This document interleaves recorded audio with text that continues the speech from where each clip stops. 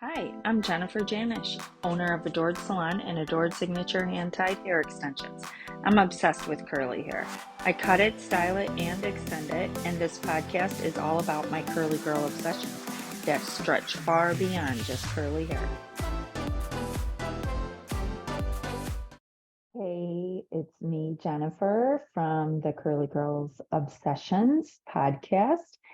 Thank you for coming and listening or being a part of it, watching it on YouTube. You can listen in so many spots. And if you're listening, you already know that, right? So I'm super excited to have you here. Grateful for everybody that comes to listen in on what makes my world go round. And you can, if you've listened and maybe you listened to the first episode that was all about my life professionally to this point from like the start, and I felt like I had to include parts of my childhood to explain why my life is the way it is now. And then there was the episode with Jackie and I discussing a lot about our life together, the way we grew as stylists, the way our salon works at Adored Salon, and how, and I always say our, like my team, like it's their home too. So it's all of ours. And the workings of the extension line, a lot of how we started that. And Jackie was kind of a key player in helping push me along for that. And it's a funny episode. If you haven't listened to it, you should go back and listen to it. Both of them, actually. And yes, I've listened to them both, which is kind of sketch because it's hard to hear yourself talk. But I thought it sounded pretty interesting. However, that could be portrayed, right? Like, I didn't have a hard time listening to myself as I thought I would. And maybe it is because I do a lot already on social. I have no problem talking to the camera. I actually kind of like it, which is a good thing because in my industry, you've got to like it. It's just part of it, right? So, okay, so today I want to discuss this hustle hard mentality and how I have worked my whole life. The reason why I find this to be an important topic is probably because over time there will be lots of hairstylists that listen to this and extension artists. That's my hope. And even if you're not in the hair world, this applies. Our industry as hairstylists really look down upon this hustle hard mentality. It's kind of strange because it's been a shift within the last few years. And a lot of stylists are being fed this like work 3 days a week, have a six-figure income, do, like obviously, yes, you can only work so hard for so long. I get it.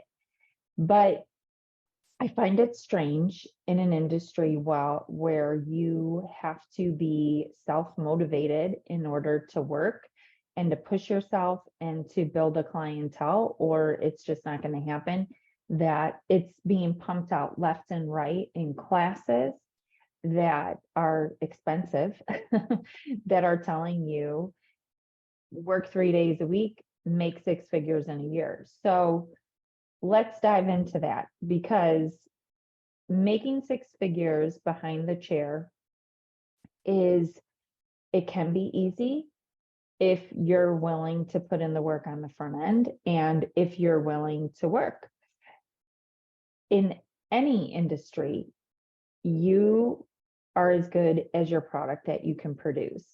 And if you're only producing one a day, that's as good as you are. And you can't charge, I shouldn't say you can't charge $2,000, $3,000 a client because I do when it comes to hair extensions. But in the hair industry, right? So I guess that's another good segue to lead into why this hustle hard mentality thing exists in my world. So there's always seasons of your life in which you work harder than others, right? And it's usually at the start of something. Any kind of like sales building platform will tell you like the first 90 days, like your family hardly knows you, right? Because you're really putting in just so much time and effort connecting with the people that you know, getting the word out there about what it is that you do and how your product or service is going to make their life better. And you have to work really hard to gain that clientele. You have to work hard to build that business. So seasons throughout my life, um, when I was 13 was when I first started working, and it was overwhelming. It was kind of scary, but like those first few months were really hard and taxing to learn what it was that I was doing, be it working in the kitchen at the local pizza place. I did do that for a very long time. I worked there for 5 years while I worked other jobs because that was like the one job that I could do after a period of time easily. It didn't take much for me to do it, and they loved me there, so I kept that job. I then got a job working in a hair salon as an assistant, shampooing when I was 12, actually. That was my first job.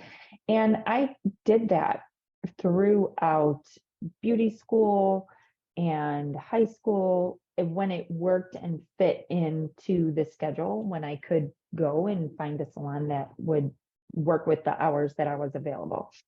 And then I did things that worked towards my benefit, like working in the prom dress store so that I could get my prom dress for 50% off because my mom didn't have the ability to pay for all the things that I wanted. So in order to get them, I had to work.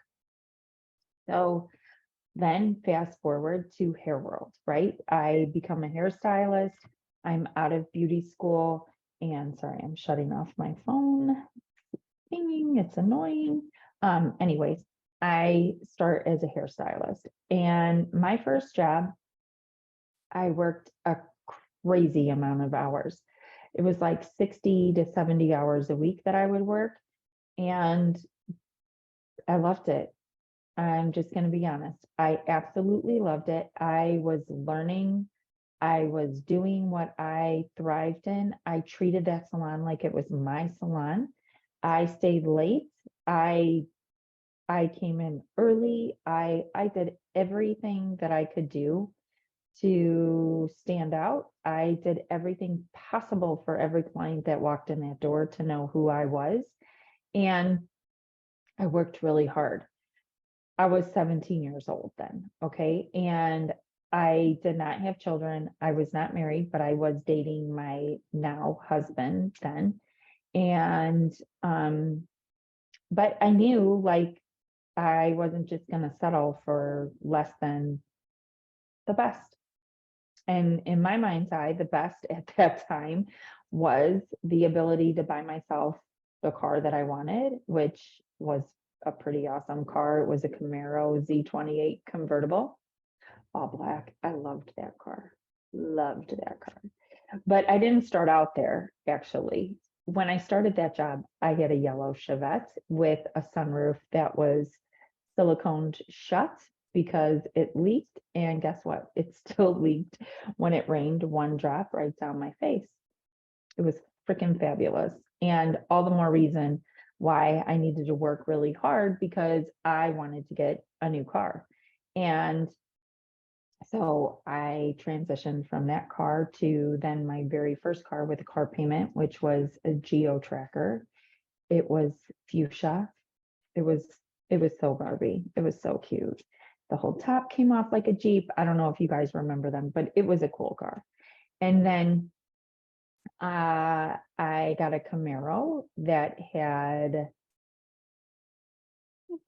on that thing. I don't remember, but it was a Camaro and it was black and I loved it. And then I knew like I shopped at Express every week without fail.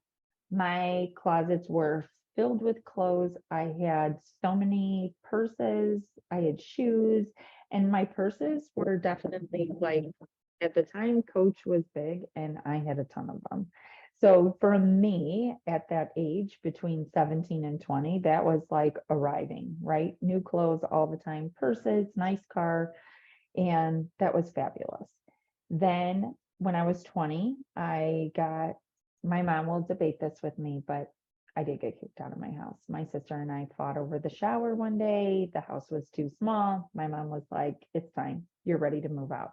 She did me a huge favor. I needed to move out. I was making a ton of money, but I wasn't making a ton of money because I was working 3 days a week and calling it quits. I was making a ton of money because I was working my ass off. And like I said, I loved it. There were aspects of that job and the salon that I didn't love, but it got me to what I needed, right? My clothes, my purses, and my cars. So when I moved out, I had the ability to move out into an awesome apartment by myself. And I had a garage spot because I was a little bit of a freak about living alone and being a little scared. So the garage was underneath the apartment, but it was in a high rise. I had an apartment on the 18th floor, and it was gorgeous and fun. And it was fully furnished when I moved in. That was the deal. When I got kicked out, I needed 6 months to get furniture, and my mom let me. So, but my apartment it was so cool. But it wasn't because I only worked 3 days a week. It was because I really worked my butt off, and I was like going to get what I wanted, right? And it was only through one way, and I needed money.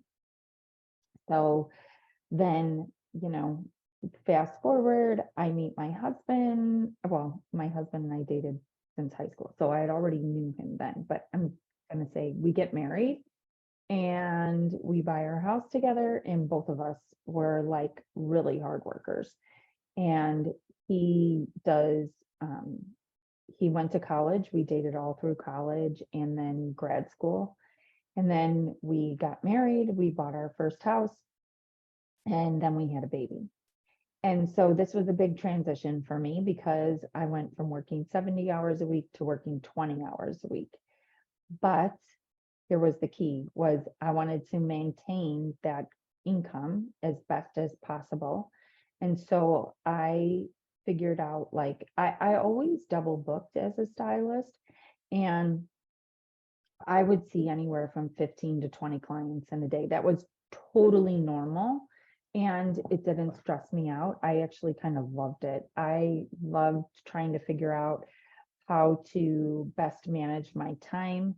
I mean, even to the point, this is going to sound so crazy, but like I would think in my mind as I was putting on one person's root touch up, like, well, then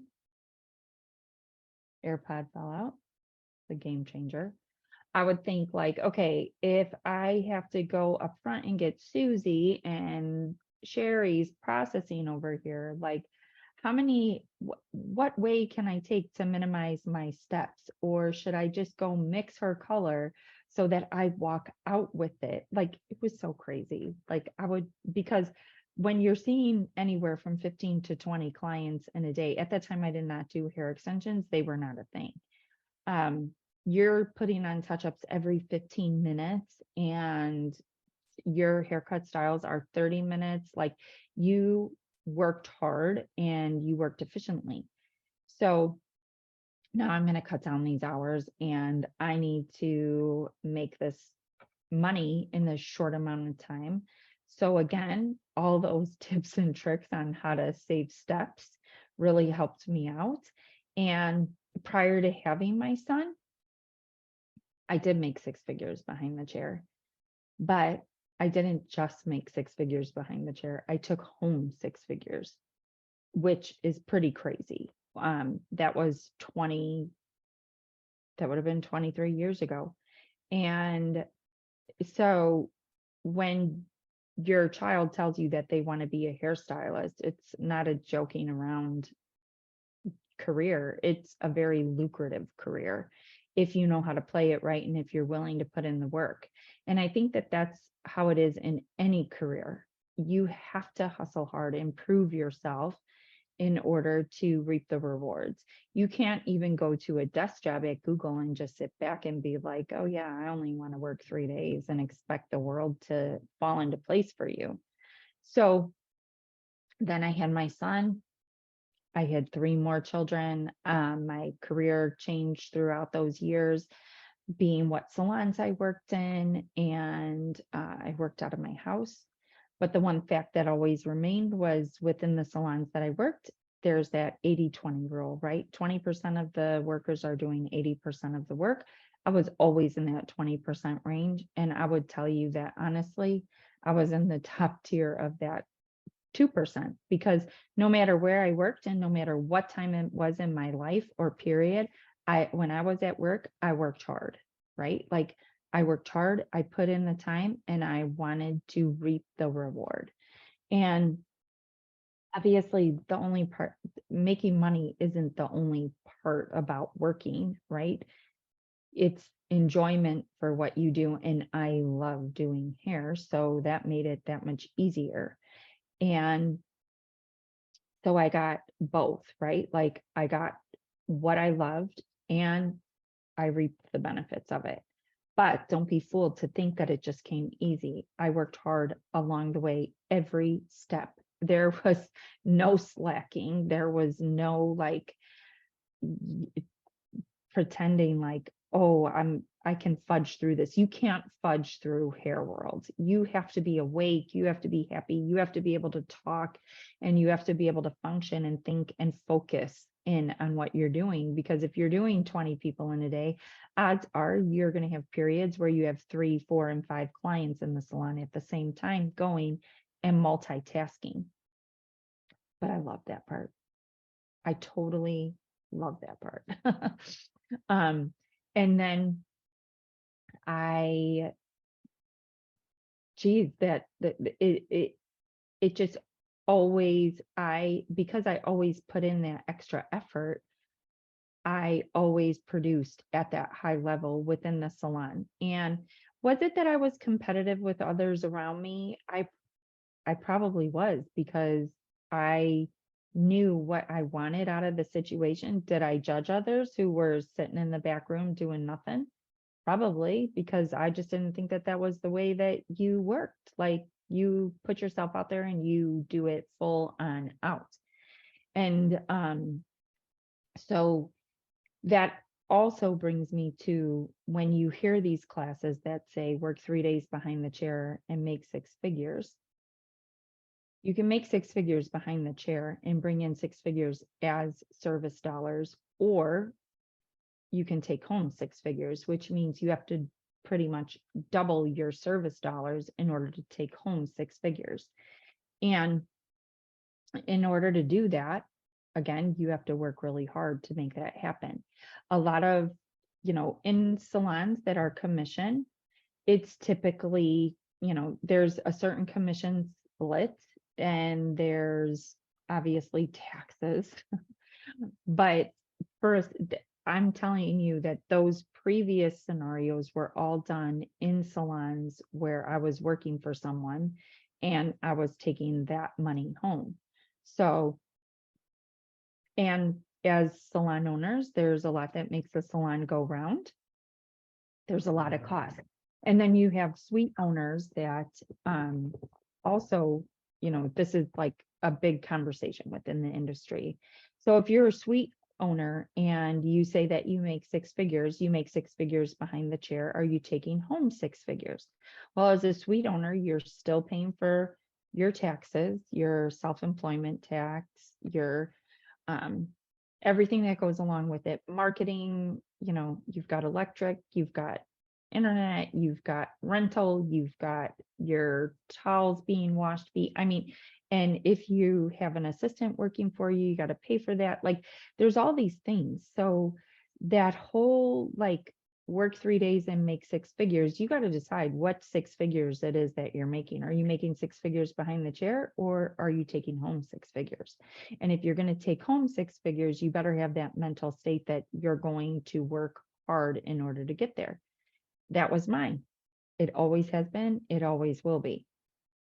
Um, and as a stylist, it also takes help in order to do that, as it does with any other job, right? You just don't get to that point because you did it all by yourself. You need someone to help you with shampooing. You need someone to help you with oils. You need someone, if you're an extension artist, there's a whole nother world going on behind the scenes with extensions, with custom coloring and ordering and keeping it organized and washing it. Like, there's a lot of work that goes into that whole system.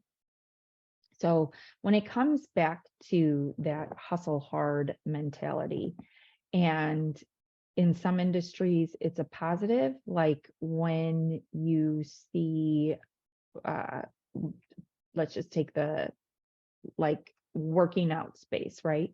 That it's like it's just part of their mantra, like work hard, get this body, work hard, get these results, feel this. And then there's other industries that talk about passive income, but in order to get passive income, you have to work really hard too. And I could tell you that from experience because I own an extension line, and how that started and how it became a thing was a lot of really hard work. A lot of really hard work. It still is really hard work, but it is one of those things that just happens on the side. Like I see the emails come in for new orders, and I know my team that's working on processing those, shipping them out, but I still have to do the ordering. I still have to maintain the relationship with India that usually either happens late at night or super early in the morning because of the time difference. And when I started that was a whole nother ball of like working hard. I remember the first time that I had to place orders for hair, and my extension line is based on texture. So we have 3 different textures and 2 different lengths, and that's how it started. Actually, it started with 2 texture. Actually, it started with 1 texture and 2 different lengths and 16 colors. Easy order, right? Like we have so many of each. And then I started branching out and gaining more textures. I needed a straighter texture to appeal to people who didn't have as wavy hair. And then I wanted curly. That was a whole nother texture. And we started with, I think it was 16 or 17 different colors. And then we'd get these one-off colors from India, and I'd have to create new colors. And then people would want those new colors even after they were sold out, and they were actually mistakes. So trying to figure out how to explain that to India. But there again, like that was a whole nother season of working hard to build up that brand. And I continue to work hard on that brand. I continue to work hard as Jennifer behind the chair because that's my passion. That's what makes this whole wheel go round, right? Like that's where my connection is with my clients. And then I own that salon, Adored Salon, and I love it. And I love working with my team there. I love mentoring them, growing them. And that was running like a well-oiled machine until 3 years ago when the whole world fell apart. And then so did my salon. So then I had to work really hard again to build it back up to just a functioning salon. Like I started with stylists that came out of hair school and wanted to learn and be mentored. And that's really difficult in comparison to hiring experienced hairdressers. And but that was the route that I chose to go. I don't quite know if I knew what was ahead of me at that point because it was it just was different, but it required a lot of my time. And in the end, it ended up being super fulfilling to me. And my team, I absolutely love where we're at, how they grow, but it took me putting in a lot of hard work in a lot of hard work, and a lot of knowledge was invested into that team to grow it to where it was. They also came to the table super eager to learn and wanted all that knowledge. So that made it easier, but at the same time, it took a lot from me. So here we are. and this podcast. I have a team that helps me with my website, my email marketing, and they are so awesome. Hopefully, one day I can have them on here to discuss like how we grew all of that. There's two websites. One is for the salon, one is for the extension line. The salon one is it's pretty extensive because the salon has been a thing for 10 years and we started it from there and grew it, and I get so passionate about it. I love it. I start doing all this research on different things, and when I talk with them, it's like they speak my language. I love hearing it. I'm like, "Ooh, let's try this, let's try that." It's a lot of fun because it's a little bit different from what I've been doing for the past 32 years in hair world. And then we have the extension website, which is like an e-commerce website, totally different again.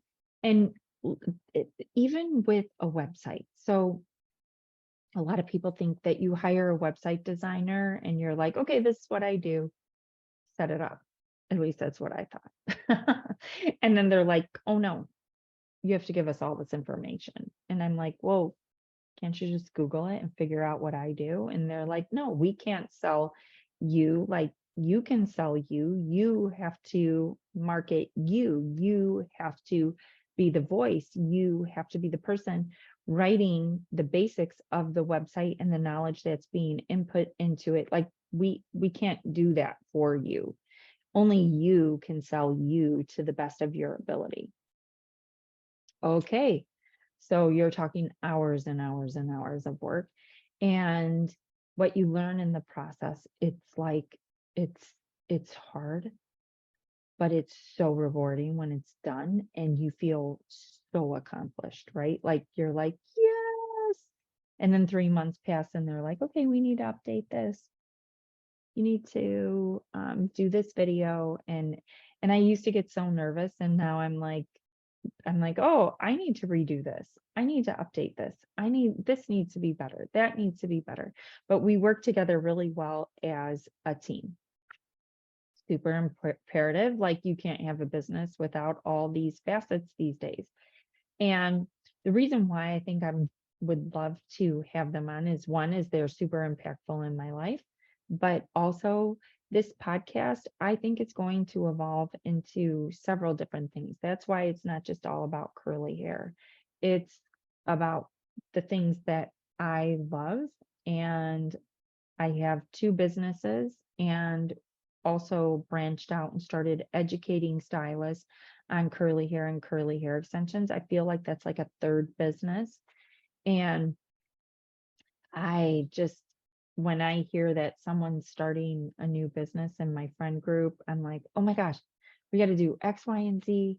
I need to help you with this. I would like to help mentor you. Like, do you have this? Do you have that? Do you have your Instagram handle? Like, all these things come to my brain, and it gets so exciting for me.